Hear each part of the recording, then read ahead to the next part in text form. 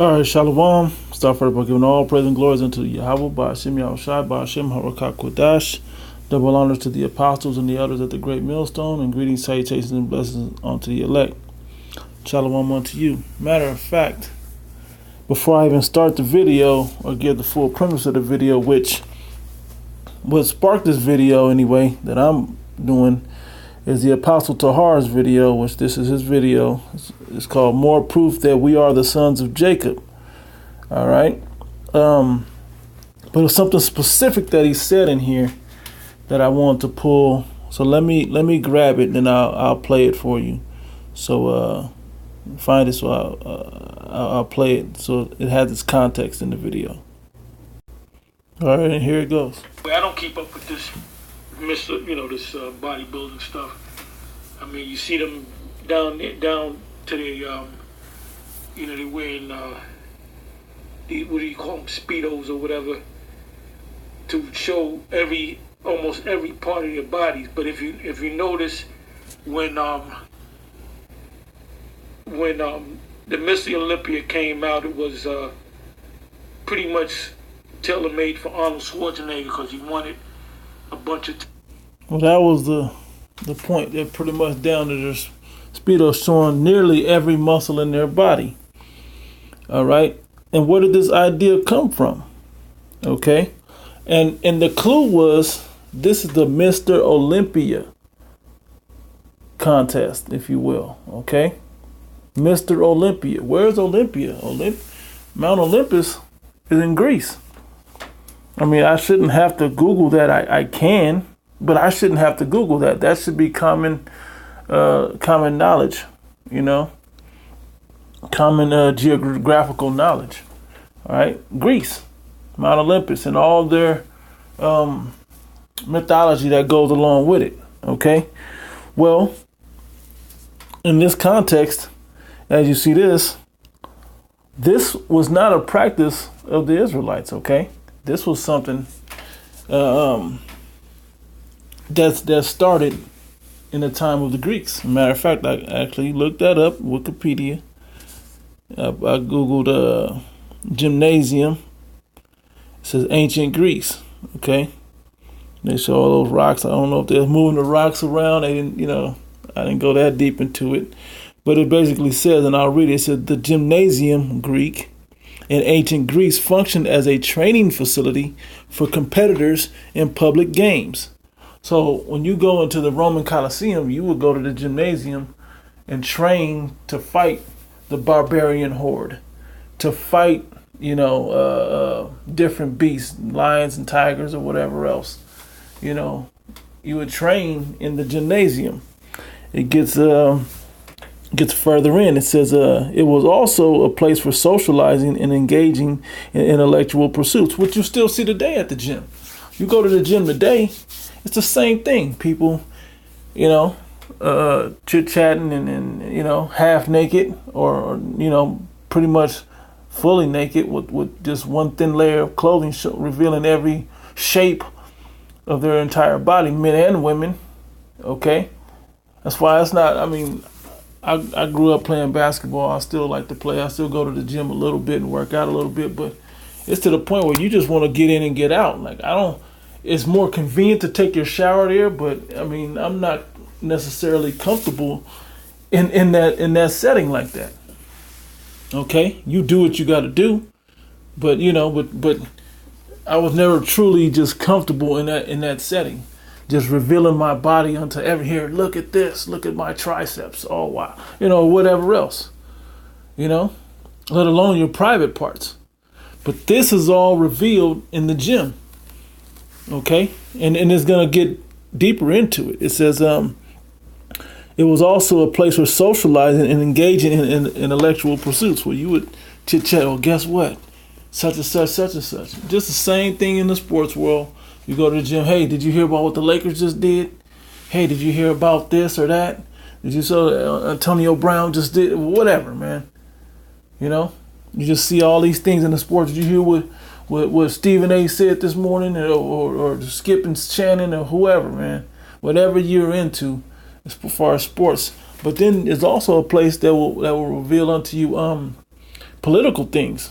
But I digressed back to the point. The point being the activity and the place of the gym and its purpose. Okay, the name comes from the ancient Greek term gymnos, which here at Great Millstone we brought that out years ago. Starting with the apostles, first time I heard it, the word gymnos. I believe it was Apostle Gabar. Might have been apostle. One of the apostles brought it out. Okay, it said Greek term gymnos, meaning naked. It's a Greek word for naked. Okay, but you gotta imagine in ancient Greece, when you hear about all the freakism that they was doing, you know, they was in there naked. Now, if you go back into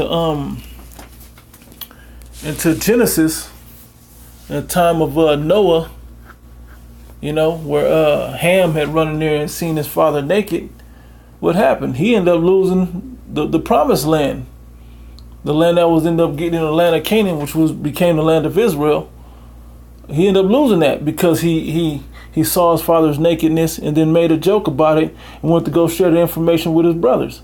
Hey, daddy in there naked, let's go see, or whatever he would do. And it's funny, you look at these freaky, dirty ass Africans, man. Because the Negroes are not Africans. The southern kingdom of Israel is not Africans, okay? All right, we're not Africans. We're something else. We're from Shem, not from Ham, okay? And anyway, the point being, he went and shared that information. And so what they do, they walked in backwards, and I should probably just get it, but I pretty much told it, but I could probably just get it. They walked in backwards and threw it over their father to cover him, you know, because he was in there naked. All right, because he had gotten drunk. He got Noah drunk, as we say. Yeah, that's an inside joke. You know, it says other adult males were allowed to use the gymnasia. Okay? Other adult males, you were able to use it. Athletes competed nude, a practice which was said to encourage aesthetic application of the male body and to be a tribute to the gods. You know? Look, gymnasia and palestray, wrestling schools were under the protection of patronage of Hercules, Hermes, and the Athenians' Thesis. And it goes into all those Greek deities and gods and all of those other things and all the freakism that was going on, that begun to go on in the times of the Greeks. They got the etymology, the organization, different things when you dig deeper into Wikipedia. But the point being, to get to the point, to keep this short, simple, and sweet, I'm going to First Maccabees, because the books of Maccabees give a historical scope into the time of the Greeks' rulership. Okay, because our Lord walked in the time of the Romans. There's not a real heavy history in the known Bible of the time of the Greeks. They refer back to it, but the Maccabees accounts, First and Second Maccabees, they give direct time correlation of the Greeks, which support what it just said about ancient Greece in Wikipedia. I'm gonna start up just so you can see it. I'll start at verse 1. It says, "And it happened that Alexander, which is a known historical figure, Alexander, they call him Alexander the Great. We call him Alexander the Greek, or the Creep, or this dude was a disgusting person on the earth, man. Okay, killed many Jakes, man, many Israelites. It said, the son of Philip the Macedonian, who came out of the land of Chittim, has smitten Darius, king of the Persians, and the Medes." That's when the whole breakdown in Daniel, the second chapter and the seventh chapter breaks down to you about the statue and the animals, okay, that were signified by the rulership position. Okay, they were the iron. Okay, talking about the Greeks were the iron, the Babylonians and the Persians and the Medes were right before them, and the correlating parts. Reading on, it says, and many, it says, and the Medes, smitten king of the Persians and the Medes, and he reigned in his stead the first over Greece. He was the first to rule in Greece because he conquered the Persians and the Medes. And then he took captive the Israelites. Okay, so and made many wars and won many strongholds and slew the kings of the earth and went through the ends of the earth and took spoils of many nations. And so much that the earth was quiet before him. It was this time for rulership, just like the dream that Nebuchadnezzar had, and Daniel broke down for him. It says, whereupon he was exalted and his heart was lifted up, and he gathered a mighty strong host and ruled over countries and nations and kings, and who became tributaries unto him. And after these things he fell sick and perceived that he would die. Yeah, because he was thinking, and you go into the deeper history of Alexander, I think he was syphilis or something, doing that old gay shit, man. Okay? Them homosexual acts that recompense that was meat, as it says in the book of Romans, the first chapter. Okay? That you partake in those things, there's curses and illnesses and whatnot that come with that. Okay? Because it wasn't meant to be done. It says, wherefore he called his servants such as were honorable and had been brought up with him from his youth, and imparted his kingdom among them while he was yet alive. So Alexander reigned 12 years and then died. Okay. It says, and his servants bare rule every one in his place. And after his death, they all put crowns upon themselves. So did their sons after them many years, and evils were multiplied in the earth. And the history still ties on in. It was four main rulers at the time: the Ptolemies, the Seleucids. We just had this. Let me see if I can remember the Cyrene. Oh man, let me look and see real quick if I can remember which particularly it was. Bear with me one moment. Going over a couple notes where I had it written at.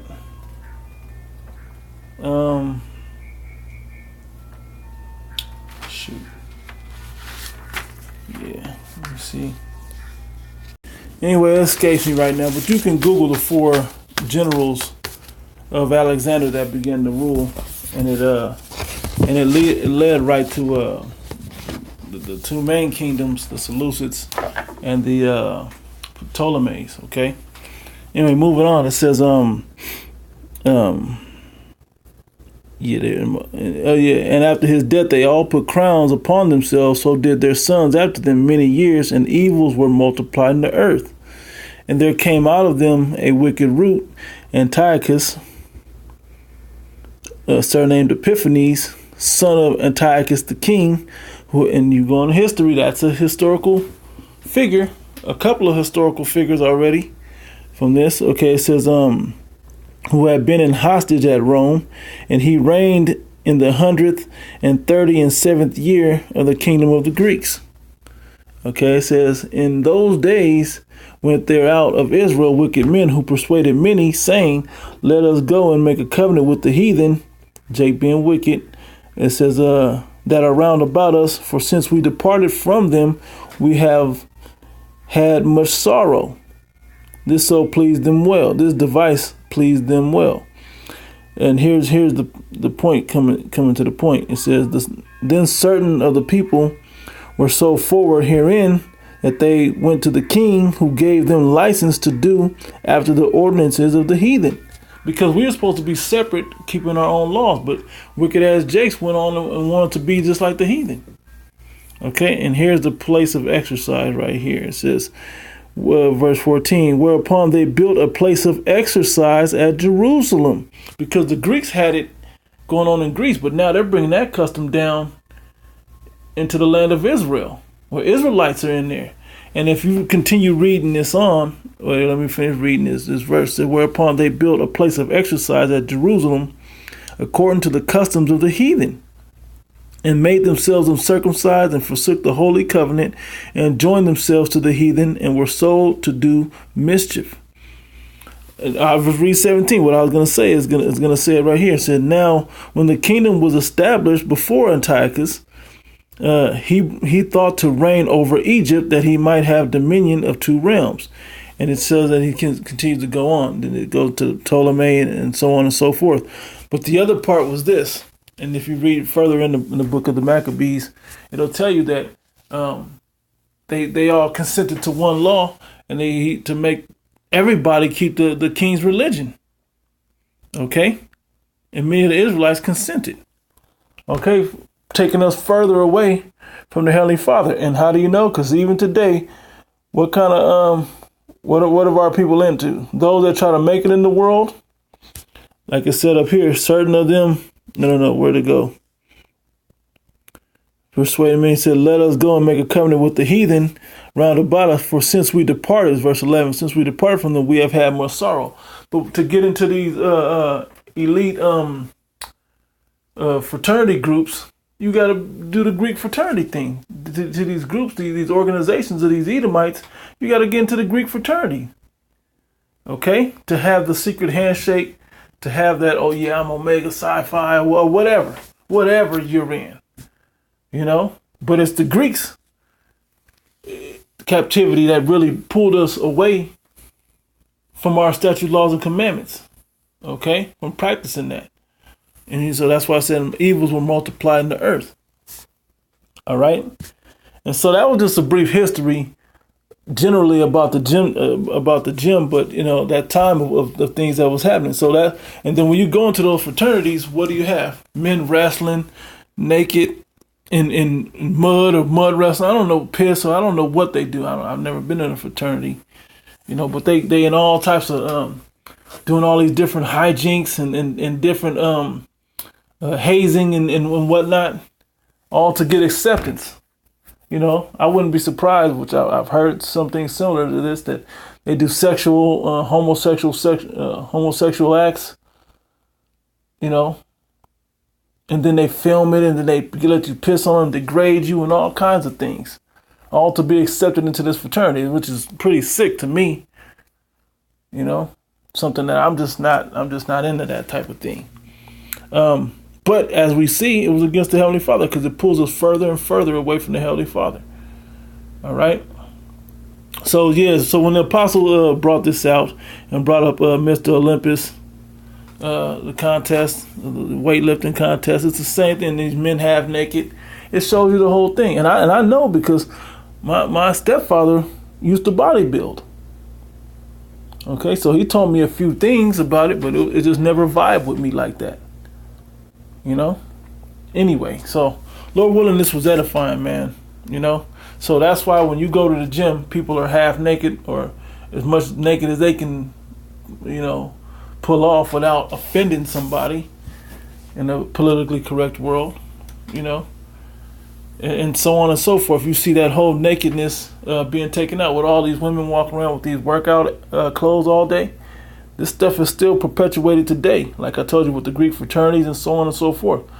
We're still in the kingdom of the Greeks, but also the Romans, which the Roman Empire was the rebirth during the Renaissance period, where the Edomites were both ruling in the time of the Greeks and in the time of the Romans, and they're still ruling today. Okay, that's why you see all their customs still flourishing in the earth, in this Western culture anyway. All right. Anyway, that was pretty much the point. Lord willing, was edifying.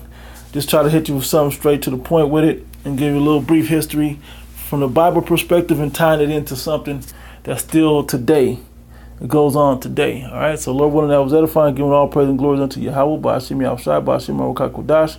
Double honor to the apostles and the elders at the great millstone, and greetings, salutations, and blessings unto the elect. Till next one, Shalom.